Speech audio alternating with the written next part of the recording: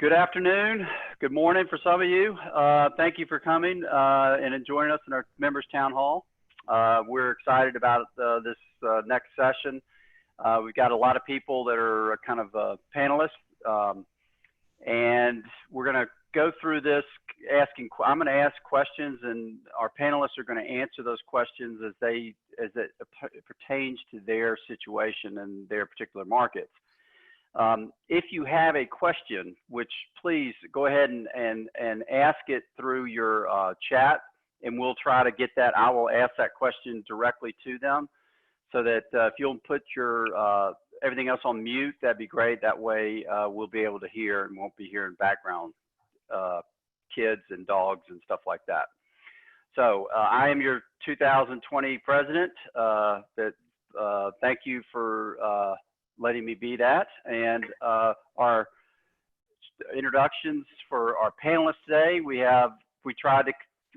basically went throughout the country and picked different parts of the country, so we kind of get an idea from perspectives from all over the country, and from our friends across the lake in England. Paul Fogel will be, he is our rep at Kansas City, Missouri. Paul does a lot of industrial, but he also can help us with some tenant rep. Joe Centurilia is our Dallas, Texas.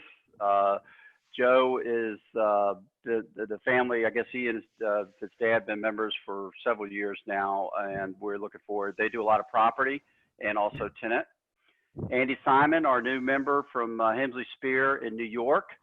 Welcome, and we look forward to hearing all about what's going on in New York and how you guys are dealing with your post-COVID world. David Kamens with Voight, he's our San Diego. Surprised he's not out surfing. He must have already done that, and he's probably back.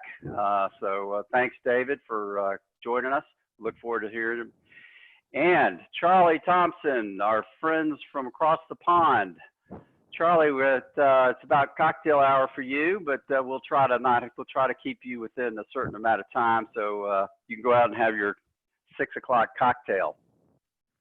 So thank you again for coming. And again, I'm going to start it off by just basically saying, you know, what are you seeing in sales and leasing post-COVID? I mean, what are you, just kind of what are you experiencing?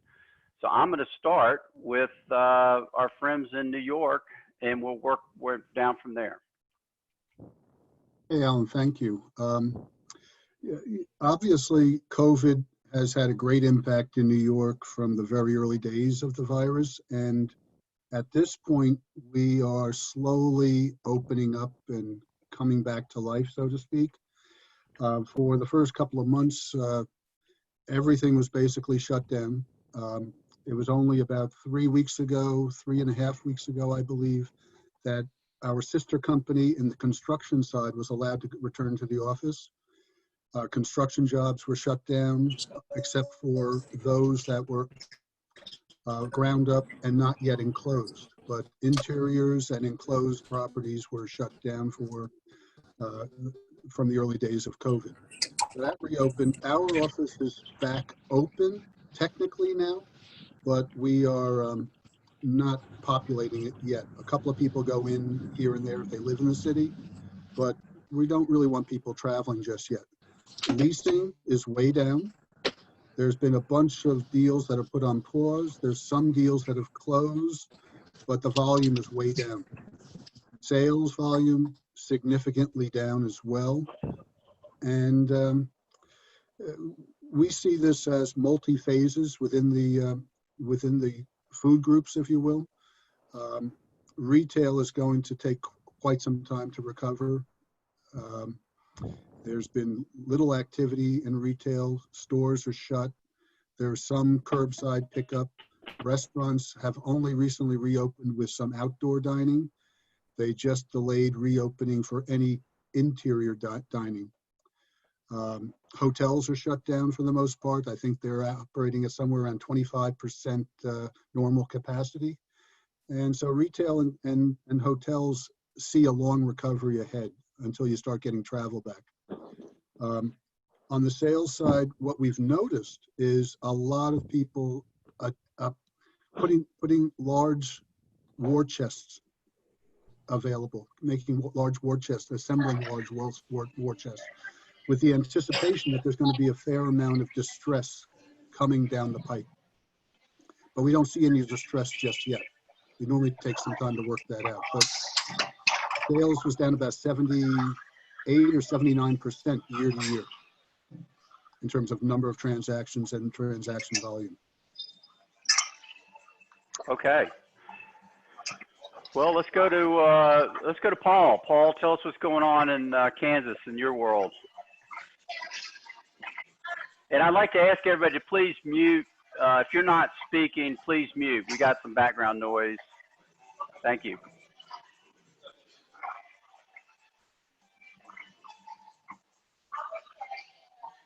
Paul, you there?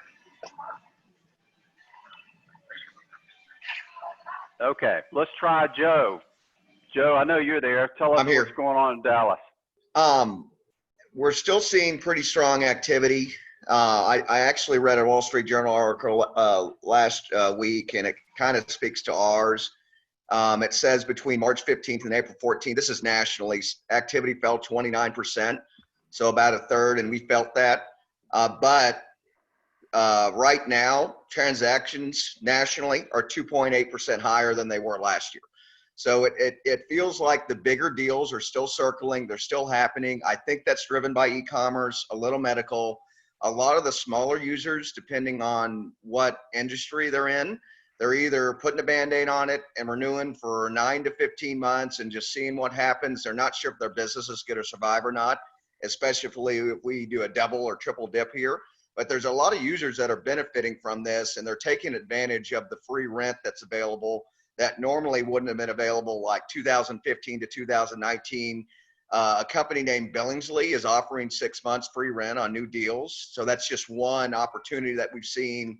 We've been passing around to clients saying, hey, there may be no better opportunity right now to get out and look and take advantage of these incentives, because if this economy flips back on, it's going back to 1 or 2 months free, depending on the deal and the user and everything like that. So it's definitely picked up, but it's definitely tapered a little bit is what we're seeing. And a lot of users are taking advantage of that. Are you seeing the users do long-term leases, or are they mostly short-term? It's scaled back a little bit. I would say deals were 5, 7, and 10, and now we're seeing maybe 3, 5, 7 or 1, 5, 3, where they're not more complicated deals asking for more TIs. Companies aren't wanting to spend a lot of money to redo everything or anything like that. They're just like, okay, what can I get out of a 5-year deal? And it may be a couple more months. So I would say the 10s have scaled off and the 1s have picked up. But 3, 5s, and 7s are kind of the same you're seeing. Interesting. Well, Texas is its own country anyway, so I guess that doesn't surprise me. That's right. David, what's going on in Surfland? Well, this morning, actually, the surf is pretty good, but because of this call at 9 a.m., I am not able to make it, which is fine. Surprisingly, business is really picked up, at least for me, post-COVID. For Voight, as a lot of you may or may not know, Voight's one of the larger CORFAC members in the organization. Voight has 6 offices from kind of an industrial area of Los Angeles, with 3 in Orange County and 2 in the San Diego area. Today I'm sitting in the Carlsbad office, although I go back and forth between La Jolla and Carlsbad and sometimes go sit in the other offices. As far as, what's happening in Southern California, it's like a lot of other areas around the country, except with the exception being the industrial sector, where sales and leasing volumes still remain fairly high. The company as a whole is probably only operating 25% off of last year, kind of year to date in terms of revenue. So we're still holding fairly strong, activity strong, but it really, as a company, we touch all sectors and all aspects of the business except for management which Voight used to have an operation for. And as many of you may or may not know, Voight's broker owned. So it's got a great entrepreneurial spirit within all the offices. My focus within Voight is in the capital market side of the business, namely debt, equity to an extent when appropriate. So I personally tread kind of more on a national basis. So this CORFAC network is very valuable to me. I'm relatively new to Voight. I only moved to Southern California a couple of years ago after spending 10 years in Chicago and 14 years in New York City before that. And I've always been kind of on the debt and capital market side for the most part. And so what I'll talk about when my turn comes around next time is kind of what's happening on the capital side of in the country right now. Cool. Thanks, David. Across the pond, Charlie, tell us what's going on in London land. Yeah, well, it's very similar to everyone, I suppose. The real difference probably is that, you know, if there are hotels open in some of your areas, they're definitely not in London, in the UK. Nothing's open until, I think, probably in the next announcement from the government. But leasing wise, you know, in our sort of sub-market in London, which is sort of in between the West End and the city, normally we let in a quarter 660,000 as a market, and only 100,000, well, just over 100,000 was taken up. But that was a hangover essentially from deals which happened before lockdown as well, some of the bigger ones. The city itself has seen some big deals happen during lockdown, but again, a hangover. That what we're going to see in the next quarter is some very low take-up because of the hangover of stock. There's not many people on the streets. It's very, very quiet. I've been going in the office 2 or 3 days a week for the last month to do viewings and doing some other bits. And, you know, it is getting busier, but the only people I see are builders. Well, construction work carried on, it never stopped. So I only see builders essentially going into their sites or drinking in the pubs, which are able to open after work on the way home, and people who live in the area. So you said the pubs are open, but everything else is shut down? Yeah, the pubs you're able to have a drink outside, so you can take away beer, but you drink outside. But the pubs are now reopened on the 4th of July. They open on Saturday. So I haven't been to one yet, but it won't be long. I'm sure. Yeah, exactly. And yeah, so there's more viewings happening and bigger stock. The requirements coming around the market are improving day in, day out. And with more people coming back off furlough, which we've noticed, especially the way that the government is structured in the UK, that, you know, we as companies have to pay, start contributing to people on furlough from the end of this month. So we will see more people come back. But that's noticeable already with the more requirements coming around. On the retail is just absolutely dead. I mean, they were able to open about a month ago, and I was on Jermyn Street, the very famous shirt street, essentially for clothing, recently, and they're all open, but there's no one around to buy any stock, so it's complete waste of time in my view. But that's me. Restaurants are able to open now, but they're having to stick with COVID sort of 2 meter, which is quite difficult for a lot of them.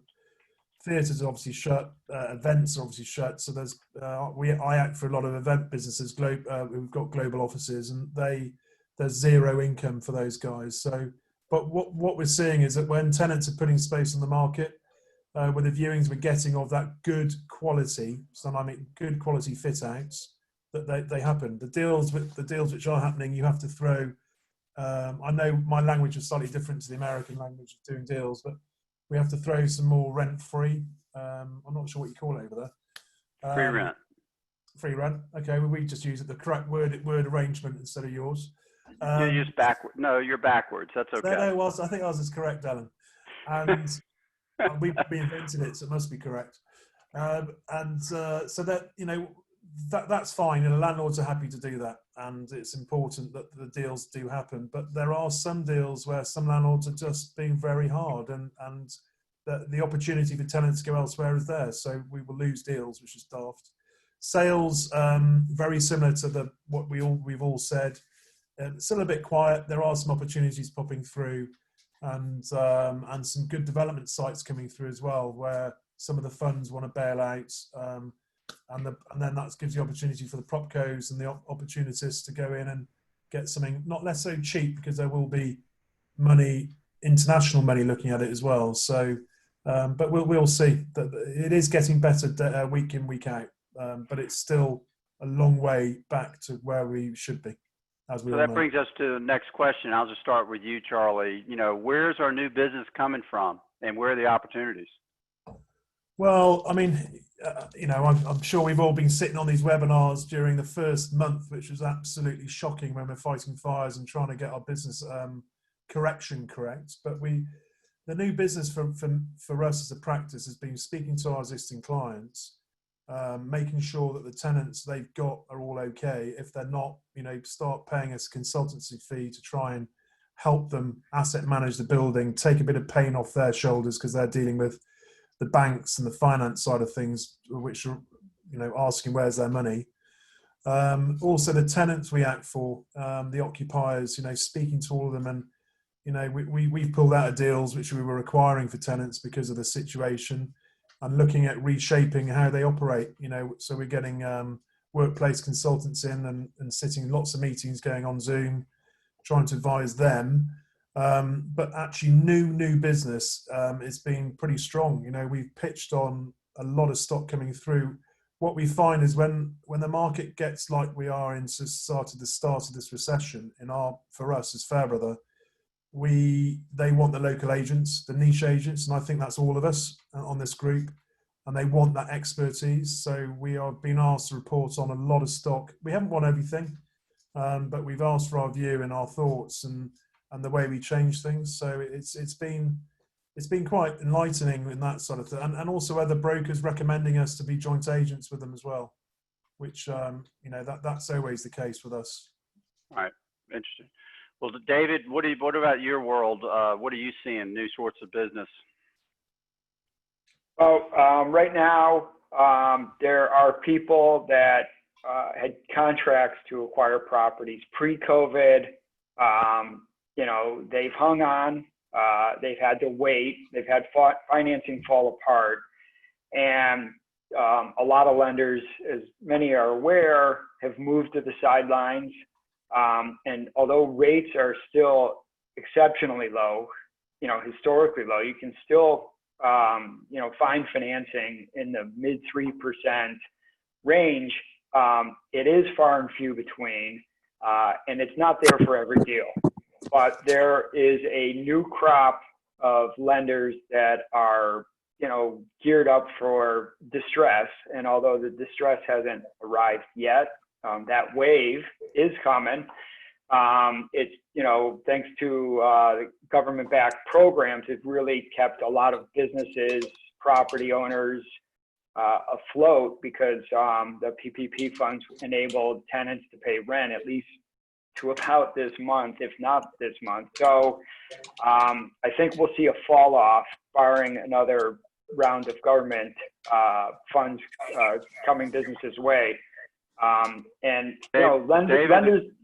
David, quick question: did you have any deals that were at risk pre-COVID and that lost their earnest money? We've had a couple.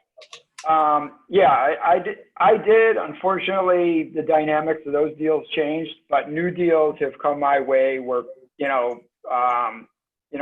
where people have said, "Hey, can you help my client?" And so, you know, the problem some of these buyers are having is they're having a hard time getting a price adjustment if they're hard on their contract pre-COVID, because they really don't have a lot of leverage when their deposits are at risk.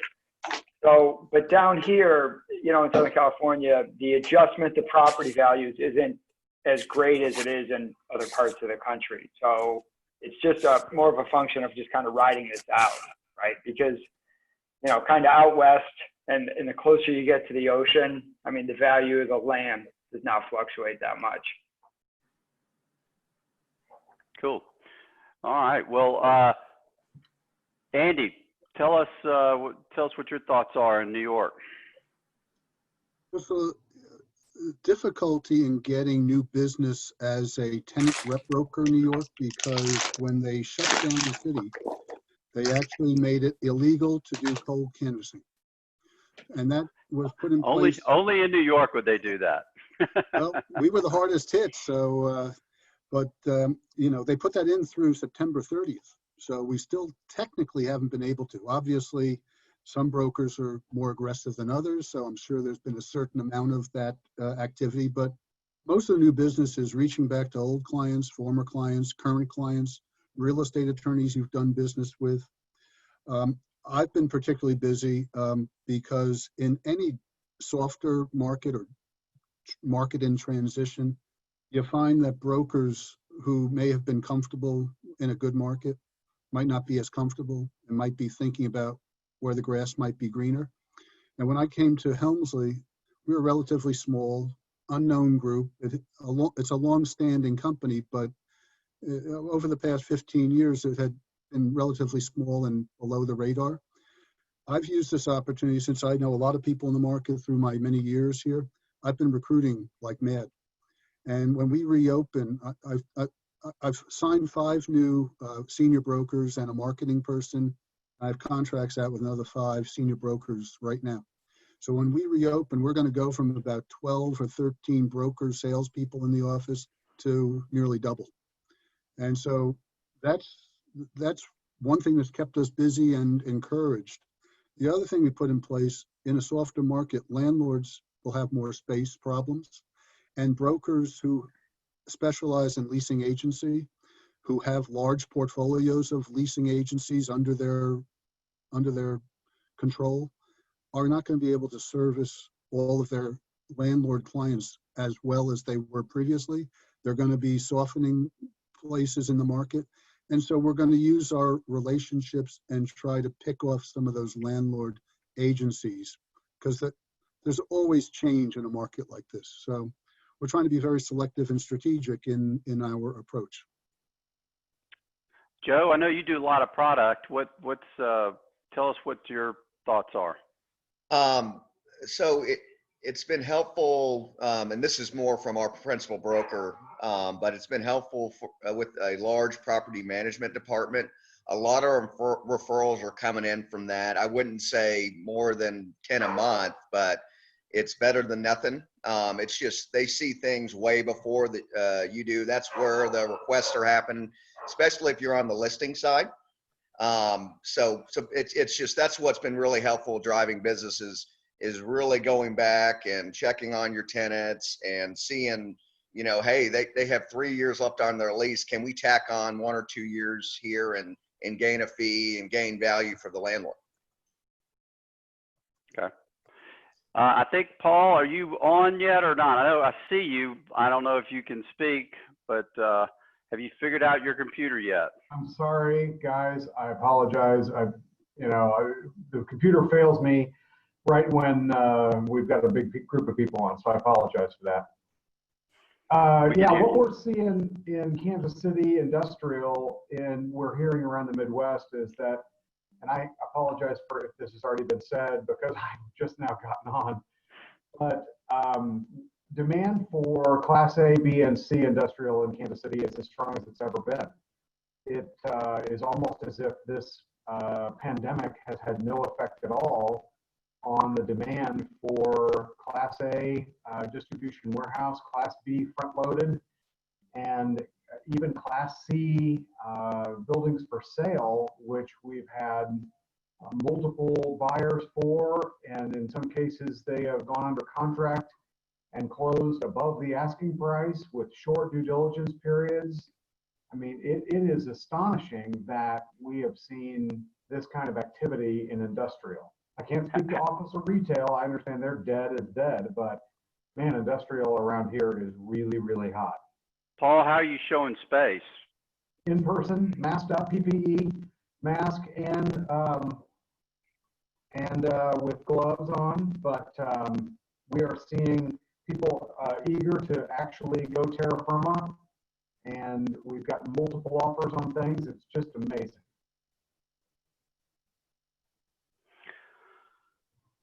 So what are your, if you had your top three concerns for your clients, what would that be? Let's just, Paul, while you're on, let's just keep going with you. What's your top three concerns your clients have? Well, a couple of my clients are big landlords, and you're always concerned that the music's going to stop eventually, and we are going to have sizable credit tenants either decide unilaterally that they're not going to pay rent, or we're going to have smaller regional tenants be affected by a global recession and then stop paying rent. You know, we've done a little bit of we'll give you April, May, and June for free for an extra year on the lease, but we haven't had to do that very often. And we're of course concerned that the wider reaches of a global recession could affect some of our Class A and Class B and C tenants. Okay, Joe, what are your top three concerns your clients are telling you? Definitely one is just they're worried about general consumer spending. I mean, if people are lacking incomes for long enough, they shut down on spending and therefore can't buy their products. So they're just worried about the uncertainty. Is this going to be a 6-month problem, an 18-month problem? And until that, they're kind of sitting on their hands. Or the ones that are in the stronger industry, e-commerce or medical, they're ramping up. But yeah, I would say the general concerns of consumer spending is what I'm hearing from them. Andy? Well, in New York, I think everybody's number one concern is commute, because it's not that easy to be driving to work or walking to work unless you live in the city. So if you have to hop on a train to get in the city, or if you have to use the subway in particular, even though they've been immaculate to date, they haven't been used that much. And New York City, as everybody probably read somewhere along the line, the first time in history, shuts down the subway at midnight to 5 a.m. so that they can clean every train. So they're taking it very seriously and accommodating in that regard. But the commute is my personal biggest fear as someone over 60 and having to hop on a transit train to come in, and then I will walk, but I have about 1.5 miles walk to avoid the subway. So it's, you have to plan accordingly. The other thing is, obviously, everybody's spacing within the office is something that's on everybody's mind. Densification was something that was prevalent in the market for the past 10 years, and everybody seems to be agreeing that densification is going to go the other way in the immediate future. And if you have a space that's already densified a bit and you've got an installation that has people clustered together, you have to pick out how you're going to ensure safety by social distancing, whether you're going to do an AM, PM shift or an alternate day shift. Those are the types of schedules that we're looking at. We're lucky in as much as, although it's a challenge, we're going to be moving our office in a couple of months, and actually next month. We take up our new lease. So for an overlap of 2 months, we're actually going to have 2 offices. So the new hires can actually go to the new office while we keep the old office. So we don't have to really face the ultimate schedule of how to keep people apart until the end of September. But that's a big problem for a lot of people because you had a lot of benching. And some of the types of, some of the tech companies or the financial services companies are highly densified. David, tell us what your client's biggest concern. Yeah, well, from the lending community, for any lender making a new loan, especially kind of more of a fixed rate, cash flow based loan, lenders are concerned about the next 12 months. And most lenders, and for most deals, are setting up 12-month principal and interest reserves factored into the loan and being held back in addition with any other typical taxes, insurance, or any capital or leasing reserves at the same time. And so they're going to look to hold on to that reserve for the first year, and pending the performance of the loan at the end of the year, should you meet certain debt service coverage covenants, you have the ability to get that money released back to you. But it does obviously reduce the net funding loan amount, when you're going in for a new loan. So that's been, somewhat of a sticker shock to some clients. I do have a couple loans going on right now with, single tenant credit leases where the lenders are waiving that requirement, just given the security of the cash flow. But I mean, it's so case by case for each property and each market, who the sponsor is, and what the dynamics of the cash flow are. Okay, that's interesting. Charlie, what are your clients telling you? Well, I think, we act for a real mix of clients. I think the landlord clients are very scared because, sorry, I drag on about it, have been all for yonks about WeWork. There's a lot of serviced offices in our patch, and albeit we all think that's might be a way for a lot of our clients to go into on a short-term basis to split teams or whatever. If WeWork, for example, aren't paying their rents globally, it's a massive drain on our clients. So there's a lot of issues around that. Our market is in the middle, as I said earlier, in the middle of the city in the West End. So pricing wise, it worked for a lot of these operators.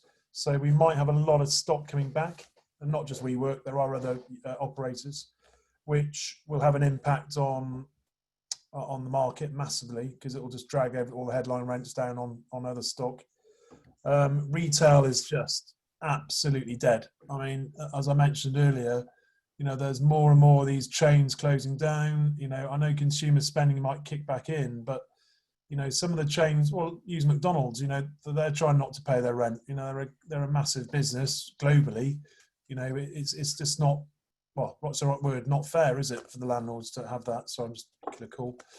And I think a lot of other chains are closing down. They just can't afford it, and independent. So there's a complete realignment of retail in London and the UK. And then the tenants I mentioned earlier, just on serviced offices, but the tenants we're putting space into the market, is that there'll be more stock coming through on that side. So that we're going to be, there's a like double whammy of people going bust, people putting their space in the market. But they've got to remember, there's a lot of tenants panicking. Landlords aren't, but tenants are. So we're reacting to that and fighting fires, which is absolutely fine. That's what we get paid to do if they've got the money. But we've it's having a massive knock-on effect for the staff. So if you think about, there's probably quite a lot of old people on this call, including me, that our younger guys quite like being in the office. They don't have a house with a garden or a terrace, whatever it might be. They need to be in the office to communicate and enjoy themselves. So there might be some big knock-on effects to that younger group of people. We've got to remember and advise our clients accordingly. So that's what I'm worried about. This is how. So Charlie, how are you handling these tenant defaults, and obviously negotiating renegotiating your leases? How are you? What are you seeing in your world? Very similar to what Paul said. So the stuff I've been involved with is, so when tenants have a rent deposit of say 6 months, they're drawing down on that deposit, but then the tenant has to top that deposit back up. So essentially they're having their like a 6 months rent free put in, but they have to top that deposit back up over a period of agreement. It could be 12 months, 18 months, whatever it might be. On top of that, we are extending leases and then offering rent free to good covenants, which it probably makes it a bit harder for some of them, but that's one way of doing it. And also, if there are leases with breaks in, we take the breaks out so they get some rent free as well, as a benefit. Some tenants are, deferring rent, so they might be paying double over a few periods of quarters. So it's just, I think the most important thing, which all my landlord clients have said, is that if the tenants don't talk to us, how we expect to help them, and they just ring them on the quarter day to say, we haven't got the money, we can't pay you. There's three pools. There's ones who talk to them all the time, which tend to be the retailers because they're really struggling and they're in constant dialogue, which is fine. Two, they're the ones who've always been pretty good and they're paying their rent, that's fine. and there's three who tend to be the big corporates who just don't care and they just don't pay the rent, and they'll just deal with it when it comes around. You know, some So, people. are you dealing with I assume you're dealing with different categories, different ways. In other words, you're treating office tenants different than you would retail tenants versus industrial. Yeah, well, we as I say, we don't really do much industrial. You know, to be fair, our industrial side is absolutely, it has in the market. It's been flying for, well, since Amazon started, really, I suppose. But the retailers are in that one bucket, and then the offices are in the other bucket. But they're jumbled up with people who can afford to pay and can't, and that's the problem. But most landlords are getting. I've been speaking to a few because of our recent quarter day. Obviously, a lot of them have changed to month-by-month rents, but on a quarter-by-quarter, most of them are up to 80%, and that 20% loss of rent into the fund or into the company tend to be on the retail. Right. You know, in Atlanta, we're seeing that the retail, we're going more to a percentage rent at this point until either it flattens out the COVID, or obviously once they have a cure, then it changes everything, because this thing could turn around very quickly as soon as some smart guy figures or girl figures out, you know, how do we come up with a cure. But the office and industrial tenants are pretty much paying their rents, and we're seeing that those that are renewing are doing it on a short-term basis, though. Very few tenants want to do long-term leases right now, and they're all pretty much across the board decreasing their size.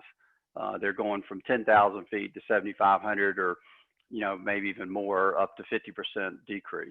So, but I'd be interested, Joe in Dallas, are you seeing the same kind of thing? Not a lot of defaults, a lot of renegotiations or deferment where, you know, 1 or 2 months, tack on the end of the lease or give them 1 month free. But the Prologis there was a CoStar article with Prologis saying that 7% of tenants were getting any deferment or abatement. And I feel that's pretty close. We have a portfolio of about 1 million square feet, and it was maybe 12 of the tenants asked for it, and 1, 2, or 3 got, you know, any deferment or abatement. So you really got to look into the story of the tenant. Do you think they're going to survive? And also, this market's been so strong, and if COVID does, you know, wash out, it's like, hell, I'll just lease the space to a credit with stronger tenants. So the landlords are still holding strong, and they'll work with someone who's a larger tenant. If it's a single tenant building, they got a lot of lease term left. But if it's a smaller tenant, you know, 10 to 20,000 square feet, they're like, hell, we'll lease this out in the next 3 to 6 months probably, just because this space doesn't exist. So it's really that you just haven't seen really landlords on the industrial sides backing up or giving in to tenants, because it's just, there's so many left still. What about, you do some office as well. Do you do any retail? I do not do any retail. We have a couple of the Richters that do retail for us. Office, one, Eddie, who was at the Mexico conference, it was the same story where he has a 400,000 square feet office, or an office building at 635 and Central. And he's got about 60, 65 tenants. And it's the same thing where 9 to 12 said, hey, we need help. They sent out the template of, hey, you need to do these 10 things before we even talk to you. And only 3 responded. And, right. and one of them they gave, and I think it wasn't free rent. It was, you know, let's tack a month on the end. We'll give you a month right now. And everyone seemed happy. So it's the newer office that's really getting hammered in DFW, where there's still a lot of vacancies in certain pockets, and that's just not leasing up very fast. But office has actually been a lot softer than industrial, even pre-recession. So it's a little bit of that where it was overbuilt. So right. That's what we're seeing. Right, interesting. And Howard just sent out a chat, but you're right. I think we haven't talked about the shadow space, sublease space. Andy, what are you seeing in New York as far as subleases? And I assume that it's gone up, but I know in Atlanta it has. It's definitely going up. I don't think it's really officially hit the market yet. We hear of large spaces that are planning to be added to the market from that perspective. But you see also, I mean, you see both sides of this in New York. There's a lot of activity still. And we've done, in the last 2 or 3 years, we've done an enormous amount of business in the tech center and taking very large obligations. Google, Alphabet, the parent of Google, WeWork 8 months ago, 9 months ago, took 1.5 million feet of additional space in our Hudson Yards projects. There's a whole new several million square feet of office going up on the far west side of Manhattan over former railroad tracks. And they made an announcement to the public that they were going to allow their people to work from home indefinitely. And yet they've been on to a deal pre-COVID. The deal is still expected to close for another 750,000 square feet. So while they publicly want to give their employees the freedom to work from home, they still expect to hire all those people. So we're seeing both sides of it in New York. Our life sciences sector is booming right now. There's been a lot of government money available for developers within the life science world to try to compete with the suburbs of San Francisco and Boston in that sector. And there's been some big deals announced, big deals that are pending, and they haven't gone anywhere.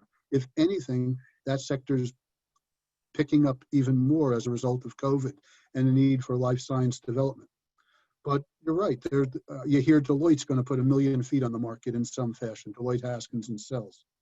But there's real activity still in the newer buildings because of the newer systems and the fact that people want to be in more technologically advanced and safer buildings that were designed to a higher level of safety.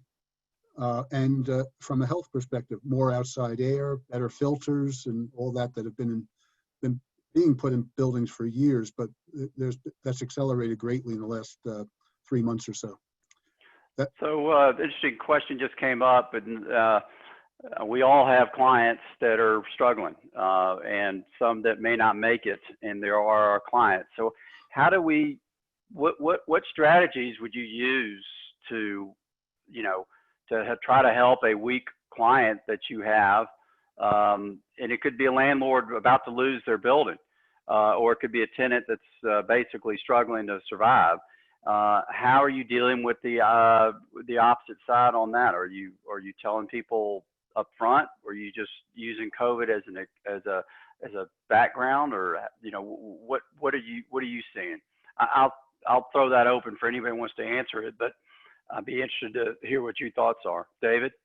I'll just quickly, from a financing standpoint, with a landlord who is struggling with his cash flow and tenancy and potentially at risk of losing his building, really the best thing he could do is have as open a dialogue with his lender as he can, as he's comfortable with speaking with them, and put his cards on the table, because the lender's in a similar boat, and they don't want to deal with having to take the property back. Certainly depends on who the lender is, but most lenders would rather work with the landlord, have the landlord be open book with them on what's happening, and try and provide solutions for them, rather than somebody who goes silent or gives them misinformation or anything like that. So and I've heard from many lenders who have said exactly that. So that's my advice on that side.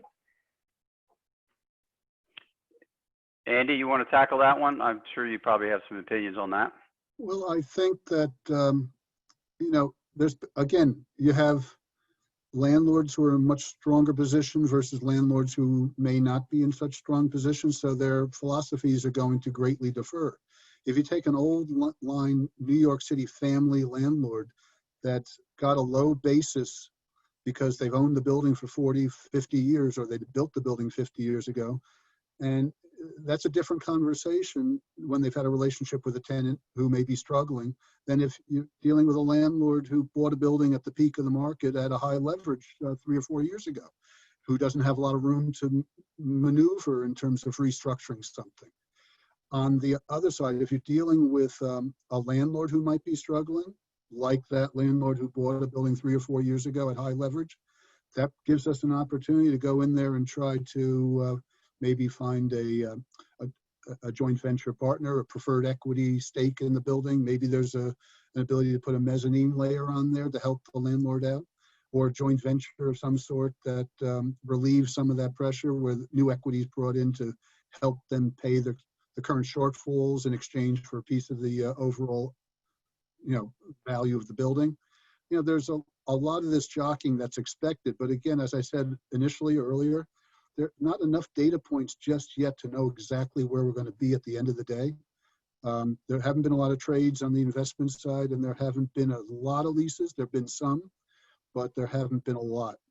And I gave a pep talk to my whole team this morning because we're all talking about kicking the can down the road on some of these leases, the tenants who may have a lease expiring, and rather than make a new commitment, they kick the can another year or two down the road. If you look at the overall market and you expect somewhere between 7 to 10% of lease expirations in any given year, if you have for the next year or two a bunch of leases that are kicked down the road for a year or two, imagine the activity you're going to be faced in 3 or 4 years, as you now have a disproportionate percentage of leases that are going to be expiring and are going to need people to help them advise. So now's the time to develop relationships and plan for that eventuality, because there's always a lot of opportunity coming out of a market like this. That's a great point, Andy, because you're right. As everybody pushes these leases down the road, the minute they come up with a cure for this thing, all of a sudden people are going to go long term, and that there's a real opportunity. Yeah. All bets are off at that point, Alan. Yeah. Yeah. Charlie, tell us what's going on in your world. Well, I suppose it's the same across the board, what everyone's just said. I think the problem is, if, as you say, kicking the can down the road is correct. If a tenant wants to put their space back in the market, they need someone else to take it, and they can downsize and go somewhere else. So the knock-on effect is it's all driven. I think the key thing is landlords, especially the ones I act for, have changed their direction with tenants. They're not just a tenant; they're an actually client for them, and they communicate with them. And I think that's been key, especially for now. Communication, just speaking to each other, because traditionally they don't. It's all done through the managing agent, and that's it. So it's changed dramatically especially the last 5 or 6 years. So Charlie, in America, I mean, I don't know anybody else's market, but in Atlanta, you can't dispossess right now. This is impossible. Yeah. So the tenants that are struggling just don't pay, and they know that they can't be kicked out, at least for now. Is that the same for you guys as well? Yeah. They keep pushing the dates out. It was September. I think they pushed it out by another quarter to December now, I think. But it's mainly, you've got to remember, there's a case-by-case situation. So that's across the board, but really it's to protect the retailers, the event companies, the theatres. Some of the Globe, for example, luckily there's some grants put in place now. Some of the oldest theatres in the world are potentially going to go bankrupt, but now that's changed. But some of these guys will, if that wasn't in place, so they couldn't default, essentially, they will be defaulting the lease. But the problem is they're just putting the pain off a bit longer. If we do get a cure, then great, that's fine. But if not, what's going to happen in sort of 6 to 9 months' time? Again, that phrase, kicking the can down the road, as Andrew said, and he's actually spot on. Yeah, interesting. Well, I know Joe in Dallas, Texas, I guess a little different situation. How are y'all dealing with it? So Texas has very aggressive landlord lockout laws where I'm not sure what the exact time is, but it's like 30 to 90 days after not paying rent, they can lock the tenant out. We had one instance of a 20,000 square foot tenant where he was maybe 1 or 2 months behind, and he threatened a property manager with a gun, and we locked him out the next day. So, only in Texas. Yeah. So it's so basic, but he was a car user, and it's just a dirtier use. So he was kind of on his way out, but it was just like, it was obviously an event, but yeah. So again, landlords don't really want the space back unless it's below 10 to 40,000 square feet. And if we get it back, we're pretty confident we're going to lease it. So I think landlords will be aggressive on locking out tenants that don't pay rent. And they have been always, and they will be now. Cool. All right. Well, last question that I have. What's your crystal ball say? How long? Obviously, if a cure is found, that's a different story. But let's assume there's no cure in sight. What's your crystal ball say in the next 12 to 18 months? And I threw that out as nobody's been prepared for that, so I'm going to throw it out. But we'll start from the west side of the world. And David, I'm going to let you start with that one. Well, it's really, as I think we'll all be in agreement, at least within the U.S., Charlie, until we know the outcome of the election, and especially with COVID kind of making a rebound, it's really hard to predict anything until, we see what 2021 brings us, and what it looks like when we enter that year. For the most part, this year is kind of a wash. It's really catch as catch can, I'm sure, for all of us. So in terms of new construction and development, I think there are people that are looking at those projects and thinking of the other side for when delivery will actually happen. But at the same time, given the lack of financing options, it gives people pause on making those decisions and waiting for a later date until more options surface. So that's about as well as I could do, Alan. Yep, cool. Paul? Well, I've never been happier to be an industrial broker.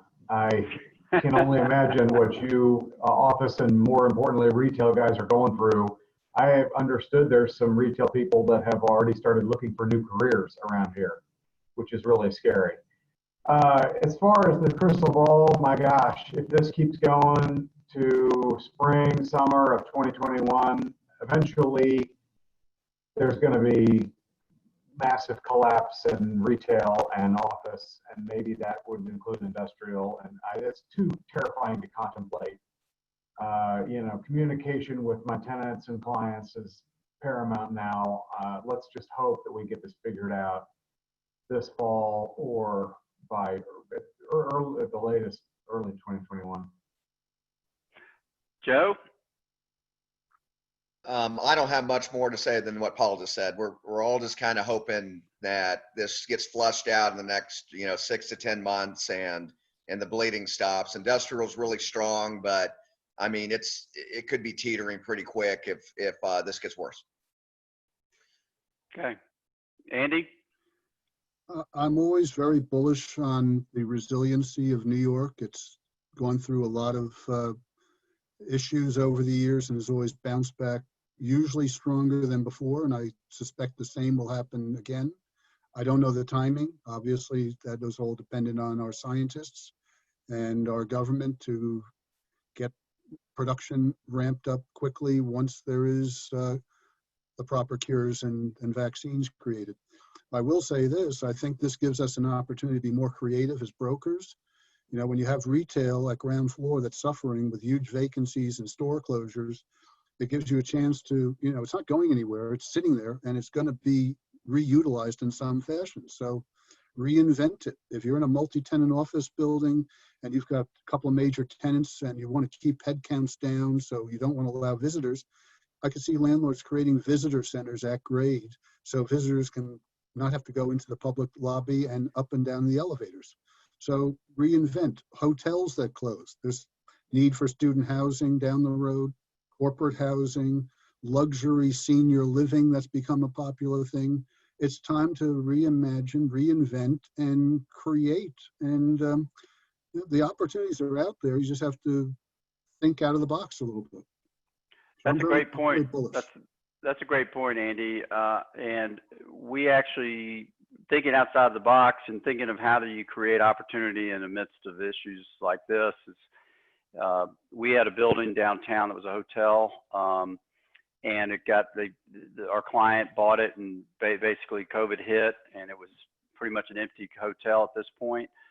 But they're looking at, we suggested they go to Georgia State and talk to them about temporary housing for the students, because the students are going back to school, but they need to spread them out. They can't have, they can't pack them in, and so this is a temporary fix, but it's certainly the college is saying, sure, we'll rent out the hotel for the year, and we put some students in there and spread them out, and that would solve a lot of problems for them, because the colleges can't afford to not have class.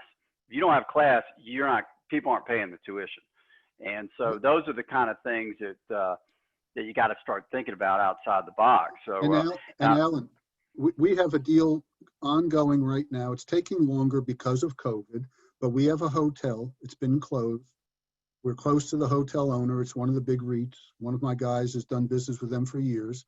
We're in discussions and are expecting a letter of intent from a UN government to acquire the hotel, keep the hotel, maybe 50 to 60% of the hotel functioning with the same flag, but take the rest of the space, create a housing for the diplomats, a consulate office for passports at grade, so they don't come up in the building, office space for the government. It's a repurpose, but these are out there and they are going to happen. That's a good segment into the retail side. You could do that certainly for retail as well. That when the big boxes are having problems. Yeah. So Charlie, I think you're the last. You're our furthest person east. So tell us, what's your prediction? Yeah, I think just following what New York is saying, essentially, just copy what Andrew just said. But the government have changed their. They're going to reduce the. For retail, the planning will be relaxed, so we can look at different opportunities, and that's actually spot on. So that will help the high street, definitely. Unfortunately, we're going to see a lot of people made redundant. As I mentioned earlier, I just noticed how it's on headcounts and payrolls will be down.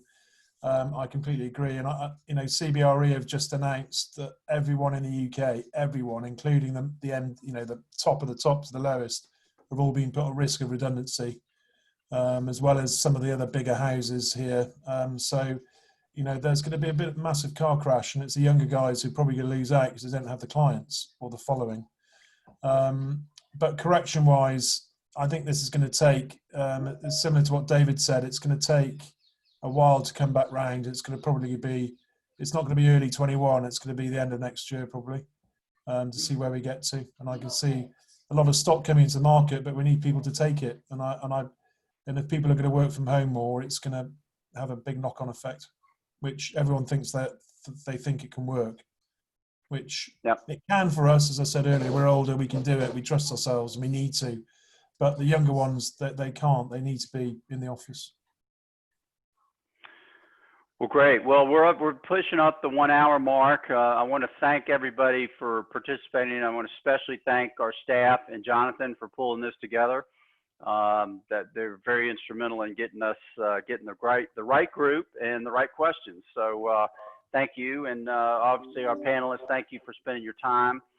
I'd just like to thank everybody again for joining us. Your CORFAC is important. You're important to CORFAC, and we want to continue to increase our value to you. And if we're not, we'd like to know how we can. So what can CORFAC do for you? Please let us know. Just send us an email or whatever if you have some suggestions. These Zooms are obviously a direct output from COVID, and we think they've been very successful. We've had several of them now. So thank you, everyone, once again. Until, just so everybody knows, if you are interested in the international side of this organization, next week we will be having our, Zoom meeting with all of our international people. And that will be, I think, Christy, when is that? The Virtual International Conference. Yes. It's Wednesday and Thursday. So Wednesday and Thursday. So everybody's welcome to join. You can listen in and see what our international friends are doing. And it's a good way to just connect to them that maybe you would not be able to at an actual physical meeting because of the distance and the economics of it. So please join us. I think that's it. Christy, anything else you want to mention about next week? No, I don't think so. Okay. Well, everybody have a great day. Great. Go out there and make a deal. Thank you very much. Cheers, guys. Thanks, everybody. See you later. Take care.